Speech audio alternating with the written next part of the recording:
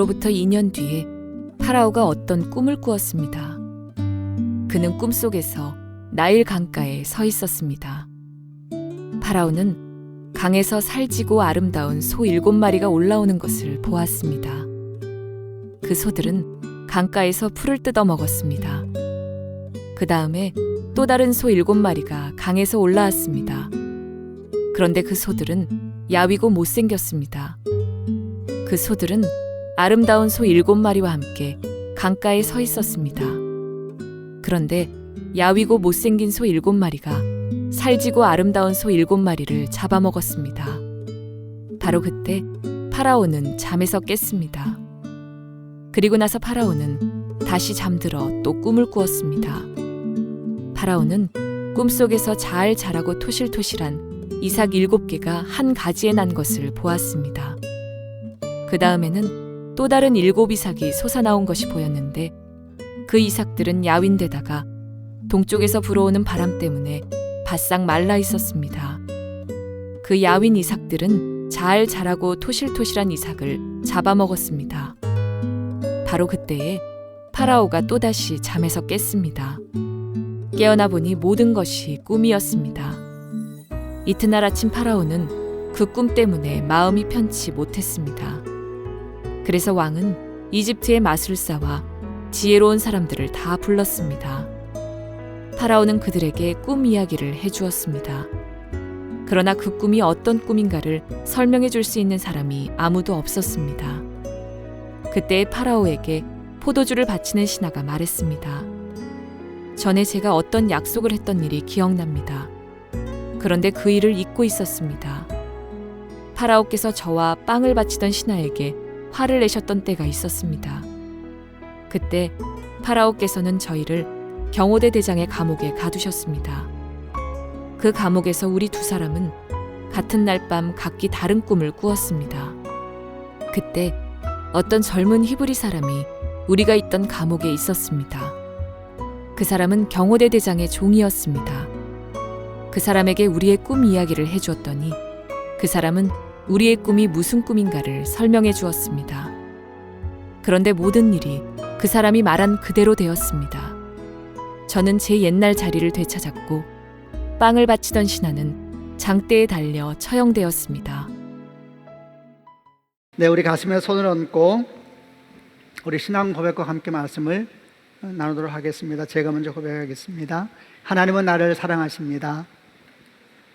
나는 그 사랑 안에 있습니다.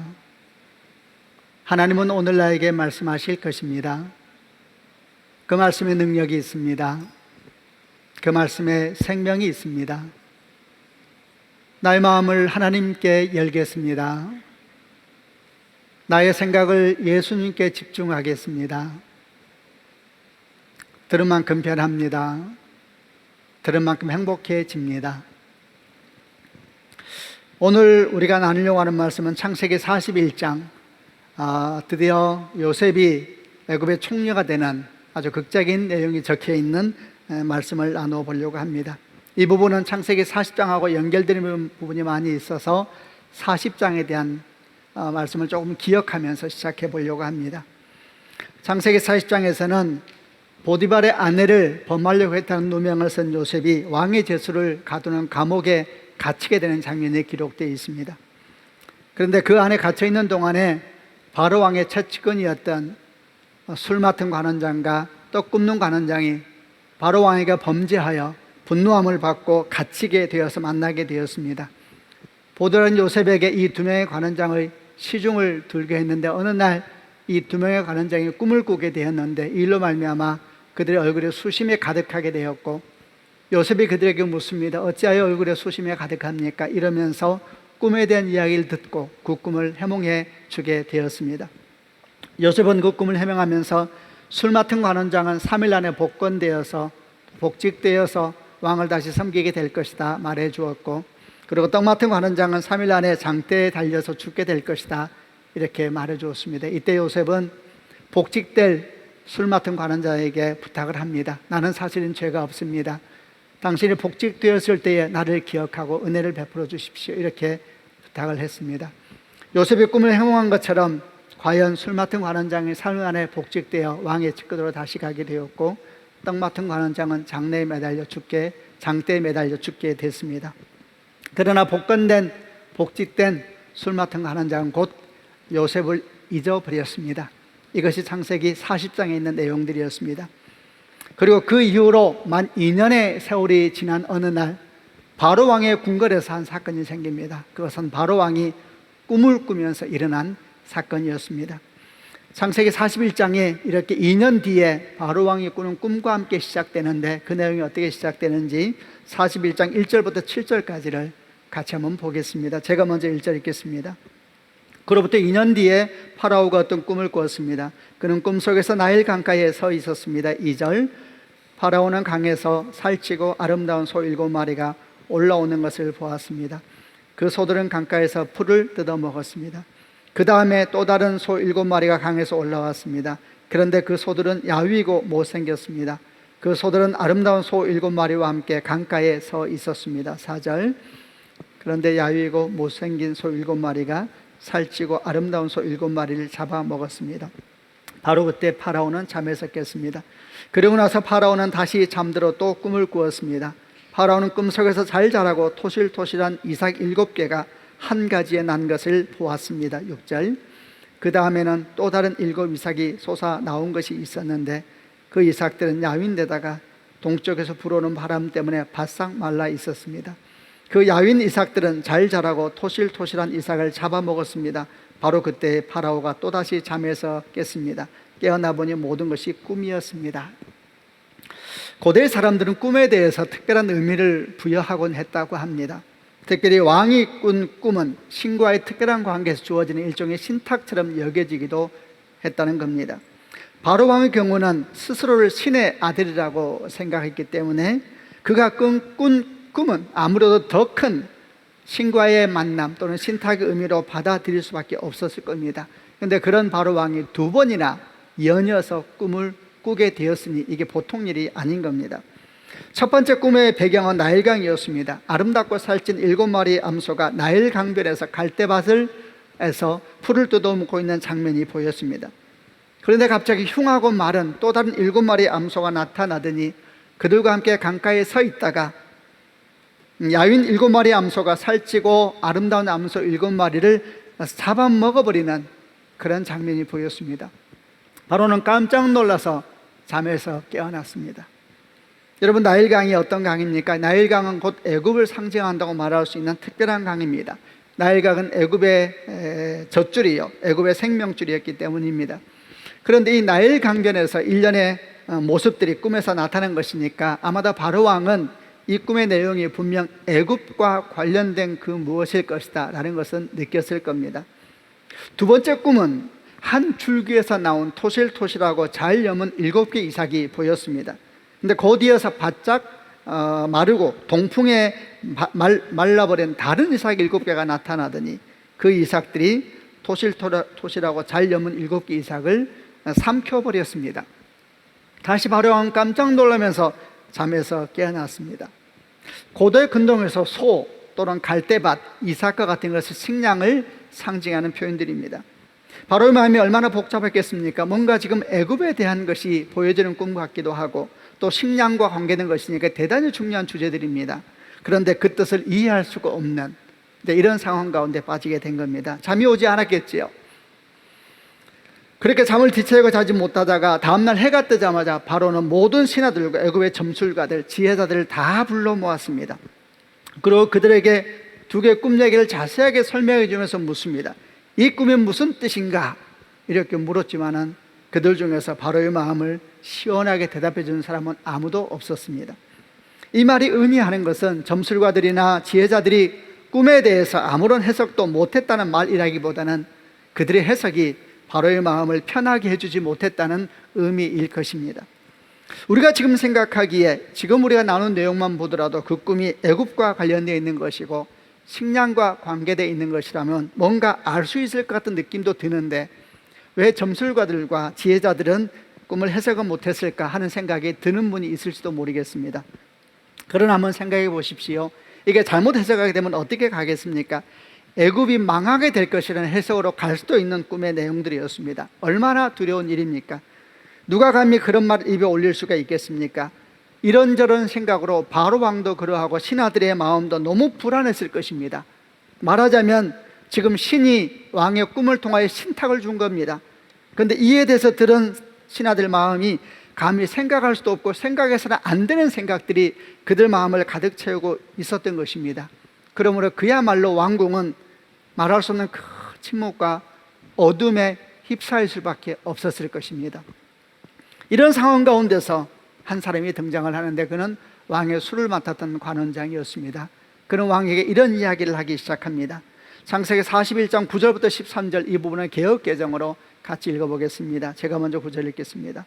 술 맡은 관원장이 바로에게 말하여 이르되 내가 오늘 내 죄를 기억하나이다. 10절 바로께서 종들에게 노하사 나와 떡 굽는 관원장을 춘희대장의 집에 가두셨을 때에 나와 그가 하룻밤에 꿈을 꾼즉 각기 꿈이 뜻이 있는 꿈이라. 12절 그곳에 춘희대장의 종된 히브리 청년이 우리와 함께 있기로 우리가 그에게 말하되 그가 우리의 꿈을 풀되 그 꿈대로 각 사람에게 해석하더니 그 해석한 대로 되어 나는 복직되고 그는 매달렸나이다. 이 말을 듣자 바로 왕은 즉시 사람을 보냈을 것입니다. 그리고 즉시 사람을 보내서 감옥에 있는 요셉을 데려와 보라 이렇게 했겠지요. 명령을 받은 사람은 쏜살같이 달려가서 요셉을 감옥에서 나오게 했을 것이고 수염을 깎고 옷을 갈아입힌 다음에 왕궁으로 데리고 왔을 것입니다. 이제 드디어 바로 앞이 요셉에 서 있습니다. 요셉을 향하여 바로가 말합니다. 내가 꿈을 꾸었노라. 그런데 그것을 해석해 줄 사람이 없다. 내가 듣기로는 네가 꿈을 잘 해석하는 사람이라 들었다. 그러자 요셉이 말합니다. 왕이시여, 제가 아니라 하나님께서 왕의 꿈을 풀어주셔서 왕의 마음을 편안하게 해 주실 것입니다.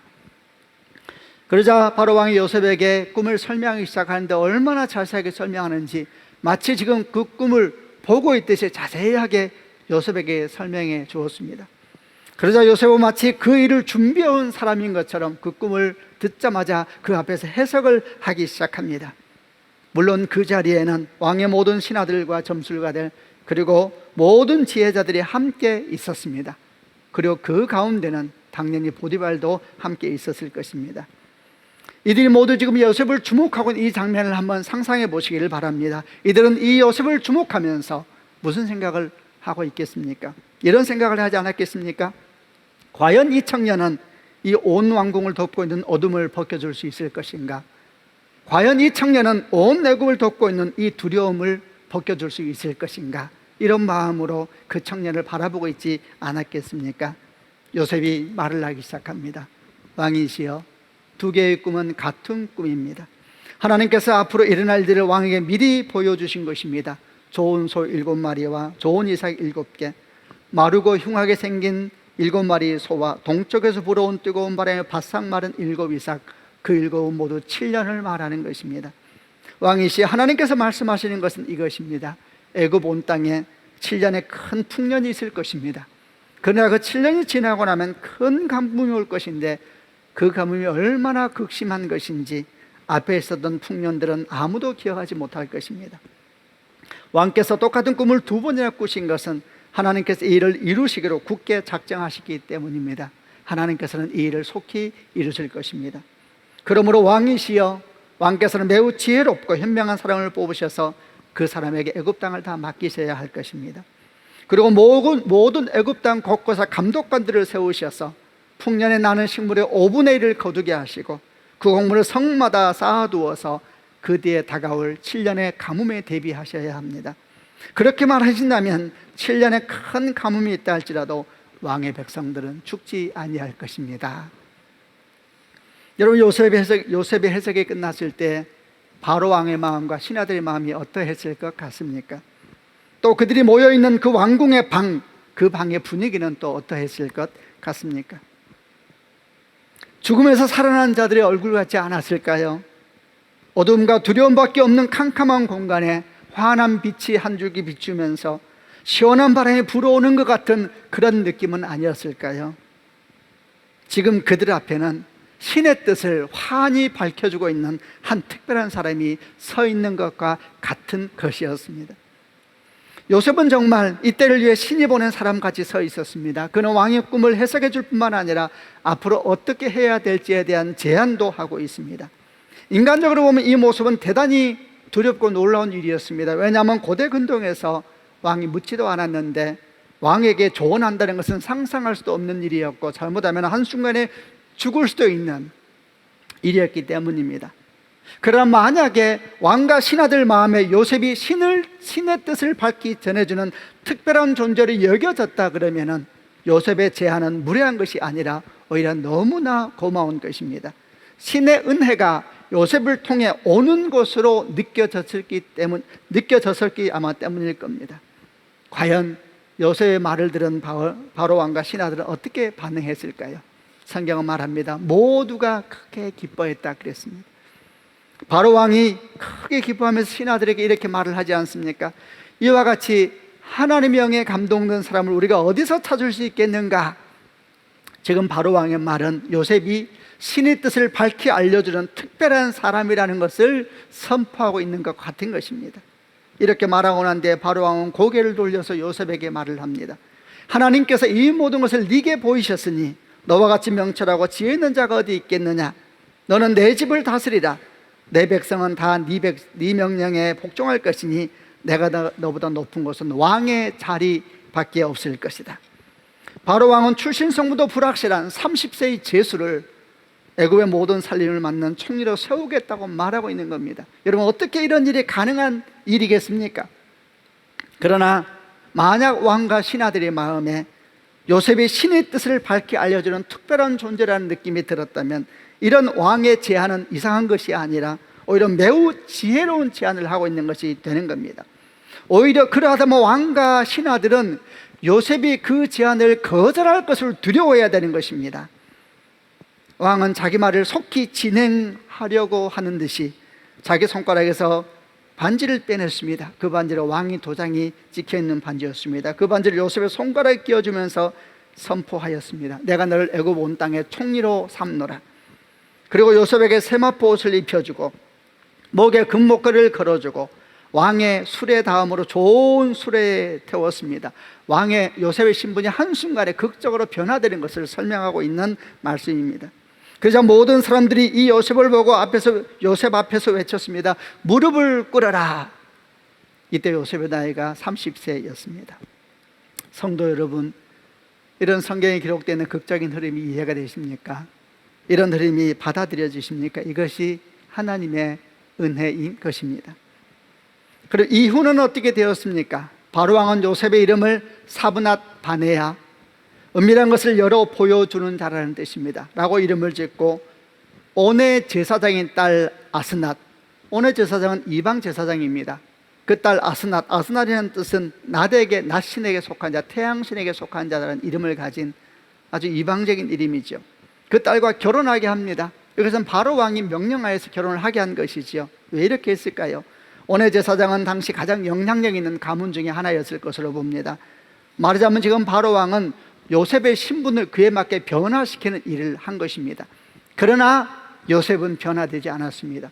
그 내면 중심 하나님을 향한 마음은 전혀 변화되지 않았습니다. 그가 바꿀 수 없는 것은 받아들여도 그가 할 수 있는 것은 항상 하나님 중심적으로 해나가는 사람이었습니다. 이런 결혼을 통하여 훗날 그가 2명의 아들을 낳습니다. 그 이름은 요셉이 짓는 것이었습니다.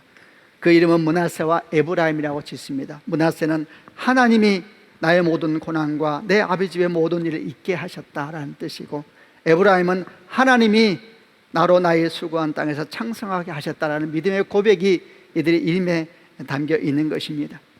요셉은 변치 않는 모습으로 주 앞에 걸어가고 있었던 것입니다. 그리고 요셉의 말처럼 애굽의 7년의 큰 풍년과 함께 7년의 큰 가뭄이 몰아쳤습니다. 요셉은 풍년 동안 곡물의 5분의 1을 거둬들어서 다 보관하였고 그 수가 얼마나 많았는지 셀 수가 없었다 기록되어 있습니다. 그리고 7년 뒤에 큰 가뭄이 오자 이 가뭄은 애굽만이 아니라 온 땅을 덮는 가뭄이었습니다. 애굽의 백성들은 바로 왕에게 먹을 것을 구하러 왔고 바로 왕은 그들을 요셉에게 보냈습니다.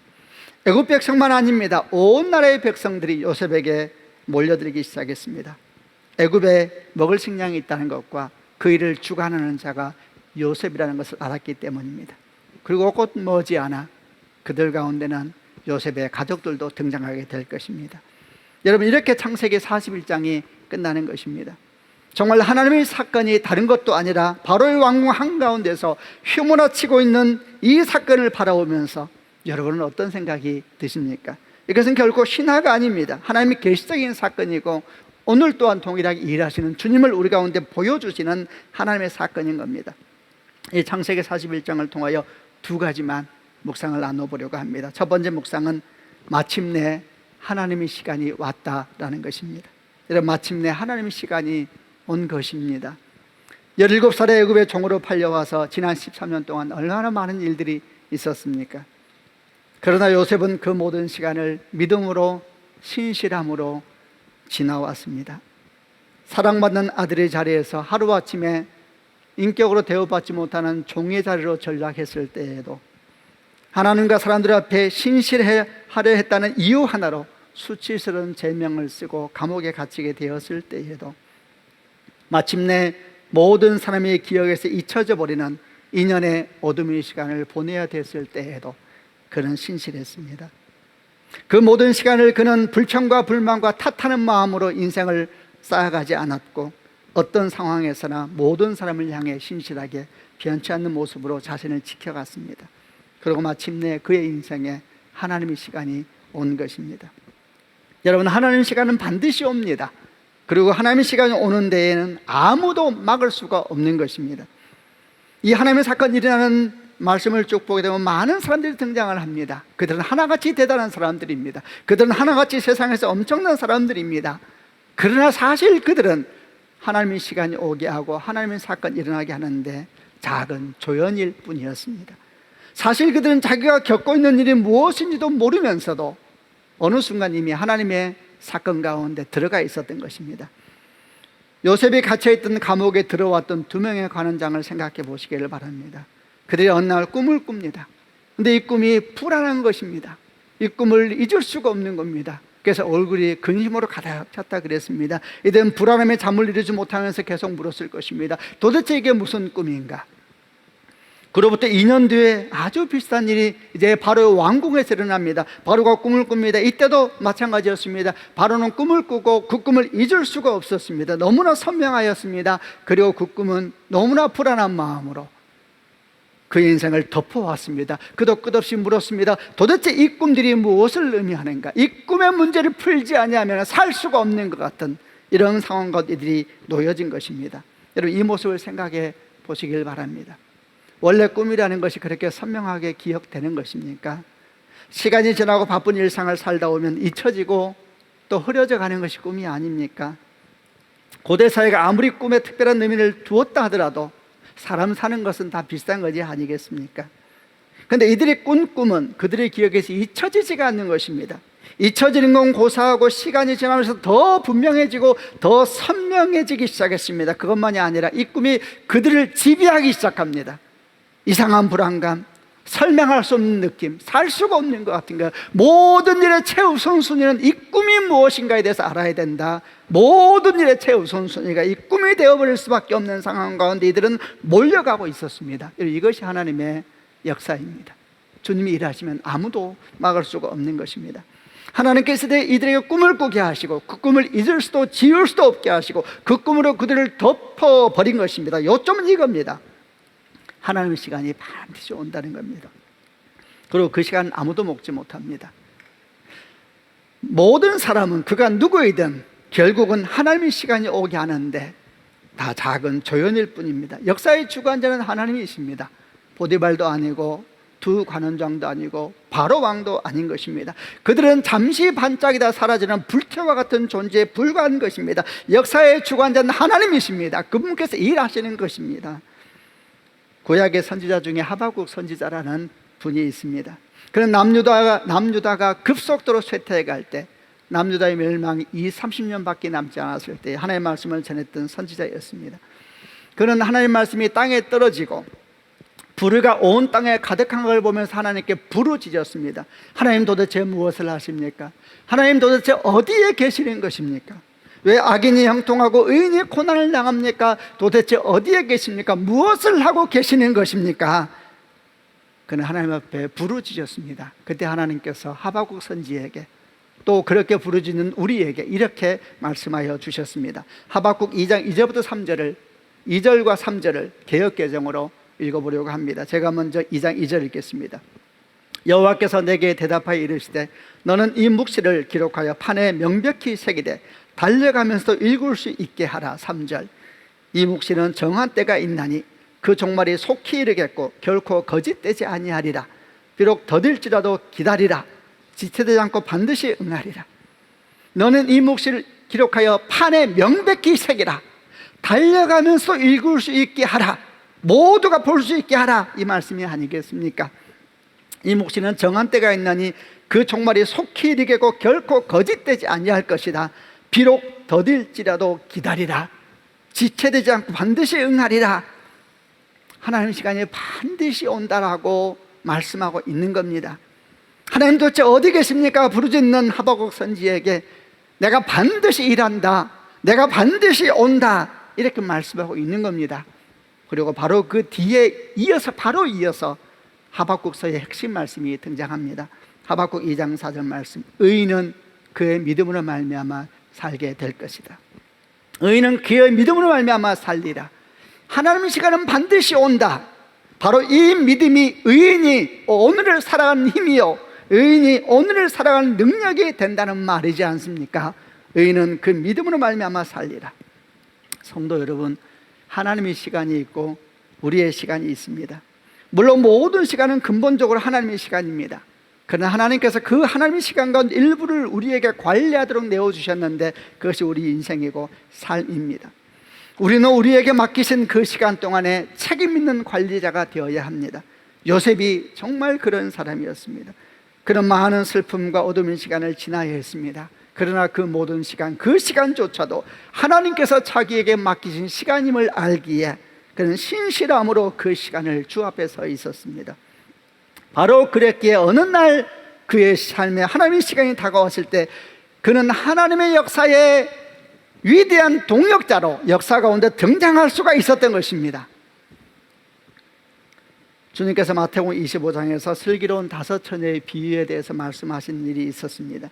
주님은 말씀하시기를 천국은 한밤중에 등불을 들고 신랑을 맞으러 간 처녀와 같은 것이다, 이렇게 설명하시면서 10명의 처녀가 등불을 들고 신랑을 맞으러 갔는데 그중 5명의 처녀는 등불만 가져가고 등불과 그 안에 있는 기름이 있었겠죠. 그것만 가져가고 나머지 5처녀는 등불과 그 안에 있는 기름만이 아니라 따로 기름을 더 예비해 갔다, 이렇게 설명을 합니다. 그런데 신랑이 빨리 오지 않게 되면서 일이 생겼습니다. 등불과 거기에 처음 담았던 기름만 가지고 있었던 5처녀는 기름이 떨어져 가면서 불이 꺼져가기 시작했습니다. 당황하여서 기름을 따라 가져온 처녀들에게 부탁합니다. 그 기름을 좀 나누어 다오. 그러자 그들이 뭐라고 말합니까? 이 기름을 나눠주면 우리 둘 다 불이 꺼지고 말 것이다. 어서 돌아가서 기름을 파는 자에게서 기름을 사와라. 그래서 이 불이 꺼져간 5처녀가 기름을 사기 위해서 돌아갔습니다. 근데 그 사이에 신랑이 도착하고 말았습니다. 그래서 기름을 예비한 처녀들은 신랑과 함께 혼인잔치에 들어갔습니다. 조금 있으니까 기름을 사서 온 처녀들이 다시 도착하면서 혼인잔치가 열리고 있는 문을 열심히 두드렸지만 결코 그 문은 열리지 않았던 것입니다. 여러분, 이 비유에서 등불과 기름은 무엇을 의미하겠습니까? 등불은 하나님의 말씀을 의미하신다면 이 기름은 성령님, 말씀을 말씀되게 하는 성령의 은혜, 성령의 충만함을 의미하는 것이 아니겠습니까? 처음 5처녀는 말씀도 있었고 첫 사랑의 은혜도 있었습니다. 첫 성령의 은혜도 있었습니다. 그러나 날마다 새롭게 더해지는, 날마다 하나님과 함께 동행하는 하나님의 은총, 성령의 동행하심은 없었던 것입니다. 그래서 첫 사랑은 있어서 잠시는 그 은혜를 가지고, 그 사랑을 가지고 버티었지만은 그 사랑도 희미해지고 그 은혜도 희미해지기 시작하면서 말씀도 희미해지기 시작했고 어느 날 그의 인생 가운데 하나님의 말씀의 불은 꺼지고 말았던 것입니다. 그러나 슬기로운 5처녀는 처음 사랑만이 아니라 날마다 새롭게 주와 함께 걸어갔습니다. 그에게 주어진 모든 시간을 주와 함께 걸어갔습니다. 새로운 기름으로 날마다 채워나갔습니다. 그래서 그들이 가진 등불은 날마다 환하게 빛났고 말씀은 말씀되고 은혜는 은혜되어서 날마다 주 앞에 갈 수 있었던 것입니다. 우리에게 주어진 시간이 있고 우리에게 주어진 삶이 있습니다. 축복합니다. 그 삶이 날마다 하나님과 동행함으로 정말 등불이 꺼지지 않는 성령 충만한 삶이 되시기를 바랍니다. 그럴 때에 그런 요셉에게 마침내 하나님의 시간이 왔던 것처럼 우리에게도 하나님의 시간이 올 것이고 우리는 하나님의 잔치에 당사자가 되어서 기쁨으로 참여하게 될 것입니다. 아멘. 하나님이 하박국 선지자에게 이 묵시는 정한 때가 있나니 그 종말이 속히 이르겠고 결코 거짓되지 아니하리라 말씀하셨을 때에 하박국 선지자는 이 말씀을 믿음으로 딱 받아들입니다. 그리고 그의 고백, 그의 계시 하박국서 제일 마지막을 이렇게 고백함으로써 마무리를 하고 있습니다. 하박국 3장 17절로 19절까지 그의 마지막 고백을 개역개정으로 같이 보려고 합니다. 제가 17절 먼저 읽겠습니다. 비록 무화과 나무가 무성하지 못하며 포도나무에 열매가 없으며 감람나무에 소출이 없으며 밭에 먹을 것이 없으며 우리의 양이 없으며 외양간에 소가 없을지라도 18절 나는 여호와로 말미암아 즐거워하며 나의 구원의 하나님으로 말미암아 기뻐하리로다. 주 여호와는 나의 힘이시라.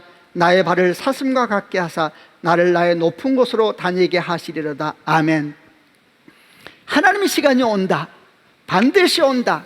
이것을 믿음으로 받아들이니까 이것이 내게 능력이 되어서 오늘을 살게 하는 것입니다. 그 오늘이 비록 무화과 나무가 무성하지 못하고 포도나무에는 열매가 없고 감람나무에는 소출이 없고 밭에는 먹을 것이 없고 우리에는 양이 없고 외양간에는 소가 없을지라도 나는 여호와로 말미암아 즐거워하며 나의 구원의 하나님으로 말미암아 기뻐하리로다. 주 여호와는 나의 힘이시라. 나의 발을 사슴과 같게 하사 나를 나의 높은 곳으로 다니게 하시리로다. 아멘. 성도 여러분, 하나님의 시간이 옵니다. 그 하나님의 시간이 왔을 때 우리 모두 함께 주와 함께 기뻐하십시다. 그를 위하여 오늘 이 하박국 선지의 고백처럼 우리도 오늘을 신실하게 살아가십시다. 그러는 종 여러분 가운데 있기를 주님의 이름으로 축원합니다.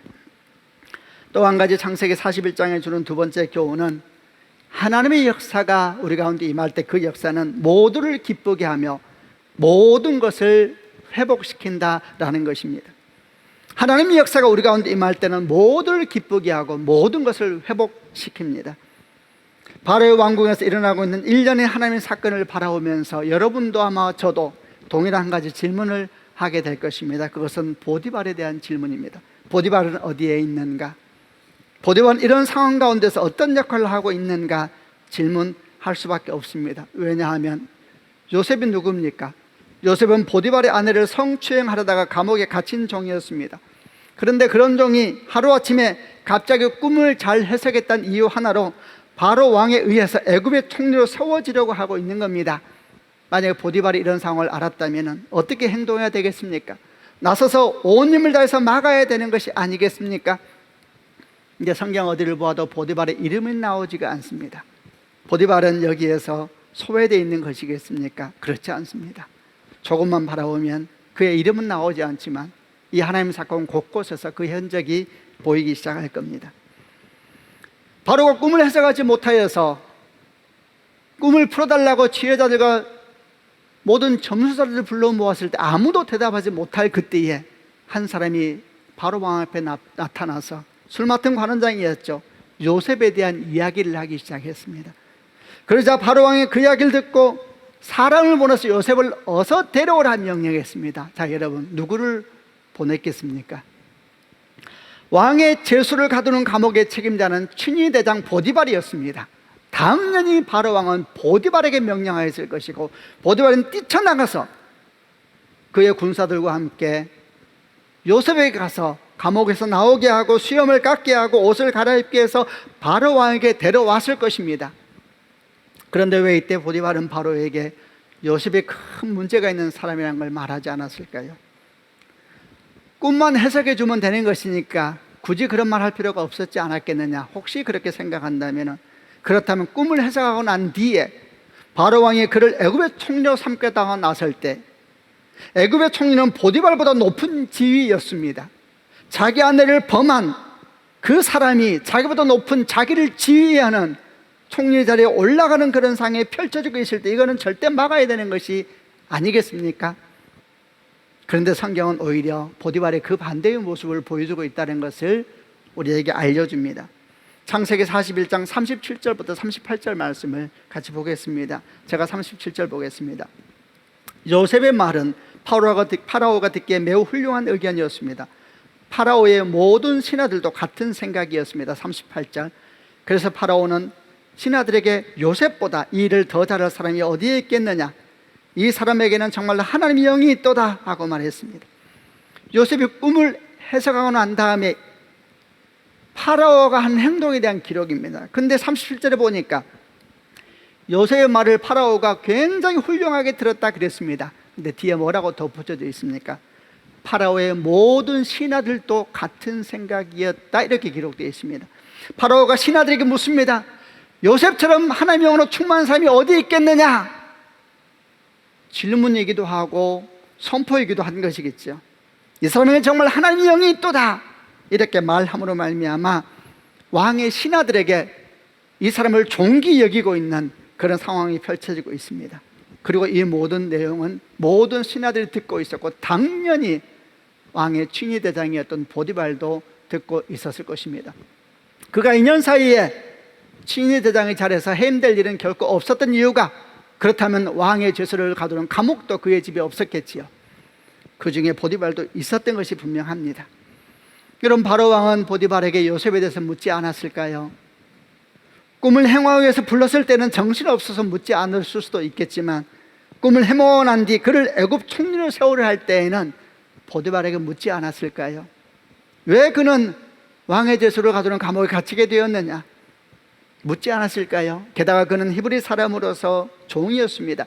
아무리 그가 명철한다 한들 그가 매우 나쁜 심성을 가진 사람이었다면 그에게 중요한 직책을 줄 수는 없는 것이 아니겠습니까? 바로는 분명 물었을 것입니다. 보디발은 뭐라고 대답을 했을까요? 성경은 기록하고 있지 않습니다. 그러나 말씀의 흐름을 볼 때에 보디발의 대답은 대단히 긍정적이었구나, 더 나아가서 긍정을 넘어 적극 추천하는 모습이 대답이 아니었을까 생각해 볼 수가 있습니다. 그렇지 아니하다면 어떻게 요셉이 총리가 되는 일에 모두가 함께 기뻐했겠습니까? 이런 흐름을 볼 때에 아마도 보디발은 일찍부터 요셉이 자기 아내를 범하려 하지 않았다는 것을 알고 있었던 것 같습니다. 그리고 성경 곳곳에서는 사실 이에 대한 여러 흔적을 남겨두고 있었습니다. 창세기 39장에서 보디발의 아내가 요셉을 유혹하다가 요셉이 도망가 버렸을 때 옷이 벗겨져서 그의 손에 옷이 남게 되었을 때에 그 옷을 증거 삼아서 남편 앞에서 그리고 집안에 있는 모든 사람들 앞에서 막 요셉을 고발했었습니다. 이 옷을 보라고 이렇게 고발했을 때에 성경은 기록하기를 보디발이 분노하여서 요셉을 왕의 제수를 가두는 감옥에 가두었다 그랬습니다. 그런데 가만히 보면 그가 누구에게 분노했는가에 대해서 기록하고 있지 않습니다. 그는 누구에게 분노했을까요? 혹시 아내에게 분노한 것은 아닐까요? 아내에게 분노했다 할지라도 아내를 감옥에 가두는 수 없습니다. 아내가 소중해서가 아니라 그 당시 아내는 사실 그런 지위는 아니었지요. 그것은 자기에게 수치가 되기 때문에 그런 것입니다. 사람으로 여겨지지 않는 종을 보호하기 위해서 왜 자기가 수치를 받아야 되겠습니까? 분노는 누구에게 했든 감옥에 들어갈 사람은 정해져 있는 것입니다. 요셉을 감옥에 넣은 것입니다. 요셉과 아내에 대해서 가장 잘 아는 사람이 보디발이었다는 사실을 우리가 잊어서는 안 될 것입니다.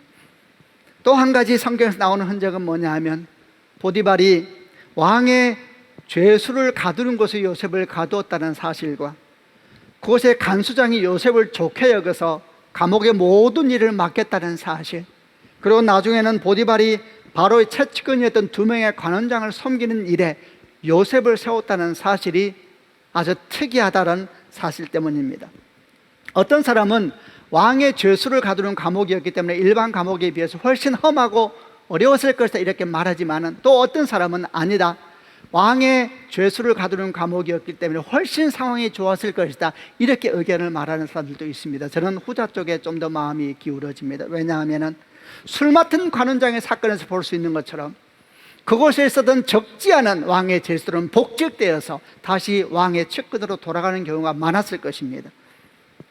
그렇다면 아마도 그 감옥은 어쩌면은 아주 환경이 나은 감옥이었을 수도 있겠구나라는 생각을 해볼 수가 있습니다. 그리고 간수장이 감옥에 들어온 요셉에게 감옥 안에 모든 일을 다 맡겼다는 것은, 이것은 대단히 놀라운 일이고 특이한 것입니다. 왜냐하면 간수장이 요셉이 무슨 죄로 들어온지 몰랐을까요? 친위대장의 아내를 범하려고 했던 흉악범입니다. 근데 그 안에 있는 모든 일을 맡긴다는 것은 특별한 자리에 둔다는 것입니다. 편한 자리에 둔다는 것입니다. 그러면 간수장이 그럴 수가 있나요? 아니면 그렇다 하더라도 보디발에게 물어보았겠지요.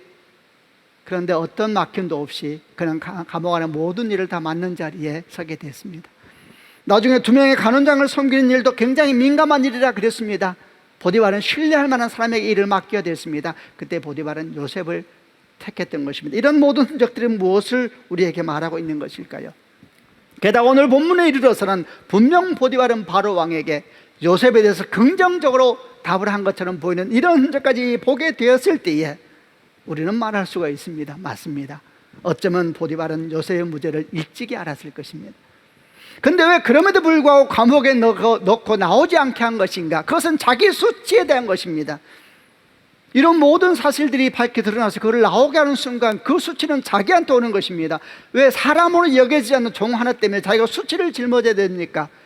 이 일이 환히 풀어지기 위해서는 결정적이고 큰 사건이 일어나야 됩니다. 보디발도 감당할 수 없는 큰 사건이 일어나야지 풀어지는 것입니다. 그 사건이 어디서 일어납니까? 바로 왕의 왕궁에서 일어납니다. 바로 왕이 감당할 수 없는 꿈을 꾸면서 엄청난 능력으로 보디발의 집에 명령이 떨어진 것입니다. 요셉을 데려오라. 큰 힘이 하나님의 역사이지요. 보디발은 알면서도 풀어주지 못합니다. 그러나 하나님은 더 큰 곳에서 일하시면서 보디발이 감당할 수 없는 능력으로 그 일을 행하신 것입니다. 여러분, 하나님의 시간이 올 때 모든 것은 밝히 드러나는 것입니다. 요셉은 얼마나 억울하고 슬펐겠습니까? 아무도 자기 억울함을 몰라준다고 생각하면서 어쩌면 긴 밤을 울었을지도 모릅니다. 실제로 그는 잊혀진 인생이었지 않습니까? 예, 그는 2년 동안 성경에도 기록되지 않습니다. 그러나 하나님은 그를 아셨습니다. 역사는 그를 지우고 사람들은 그를 잊어버렸을지라도 하나님은 그를 기억하고 계셨습니다. 그리고 장대한 계획을 꾸미고 계셨고 마침내는 아무도 막지 못하는 거대한 파도가 되어서 그의 종 요셉을 세우시기 위한 하나님의 시간이 그에게 온 것입니다. 여러분, 하나님의 시간에 모든 것이 다 드러납니다. 그러기에 주님께서 우리에게 말씀하시는 것입니다. 내게 맡기고 너무 서러워하지 마라. 내게 맡기고 너무 슬퍼하지 마라. 내게 맡기고 너무 괴로워하지 마라. 내게 맡기고 네가 복수하려고 하지 마라. 내가 행하리라. 이제 창세기 41장 말씀을 마무리하려고 합니다. 여러분, 하나님 시간이 왔습니다. 이것은 요셉의 삶 가운데 일어나는 사건이지만 계시라고 했습니다. 오늘 우리에게도 주께서 말씀하는 것입니다. 하나님 시간은 왔고 또 오고 있습니다. 그리고 마침내 완성될 것입니다. 그럼 우리는 어떻게 해야 됩니까? 오늘 우리에게 준 우리의 시간들, 그 시간이 때로 외롭고 때로 두렵고 때로 어렵더라도 너무 많이 어려워하지 마시고 너무 많이 슬퍼하지 마시고 너무 많이 울지는 마시고 그 시간을 신실하게 주 앞에 서 있는 백성이 되시길 바랍니다. 하나님의 바람이 불어옵니다. 하나님의 역사가 일어납니다. 그리고 그때가 되면 아무도 못 막습니다. 주님은 살아계신 분이십니다. 주의 은총 여러분과 함께 하시기를 바랍니다. 기도하십시다. 가슴에 한 번 더 손을 얹어 보시기를 바랍니다. 성도 여러분, 오늘 말씀 가운데 가장 여러분에게 들어왔던 말씀이 어떤 말씀입니까? 그 말씀을 붙잡고 이 시간 기도하시길 바랍니다. 하나님 아버지, 하나님께서 요셉을 통하여 하신 말씀이 우리를 향한 하나님의 약속의 말씀이 있음을 믿습니다. 이 말씀을 우리가 믿음으로 받아들이오니 내게 주셨던 이 말씀이 생명의 말씀이 되어서 내 삶 가운데 뿌려지게 하여 주옵소서. 그리하여 주의 은총의 시간이 내게 다가왔을 때에 100배, 60배, 30배의 결실을 거두게 하여 주시고 우리 안에는 모든 슬픔과 절망과 어둠이 하나님의 은혜로 말미암아 깨끗이 씻겨지고 새로워지는 큰 은혜의 역사가 내 삶에도 동일하게 일어나게 하여 주옵소서. 이 말씀을 내가 붙잡은 이 말씀 내게 생명의 말씀으로 깊이 내 인생에 뿌려지고 심겨지게 하여 주옵소서. 함께 통성으로 하나님께 기도하겠습니다.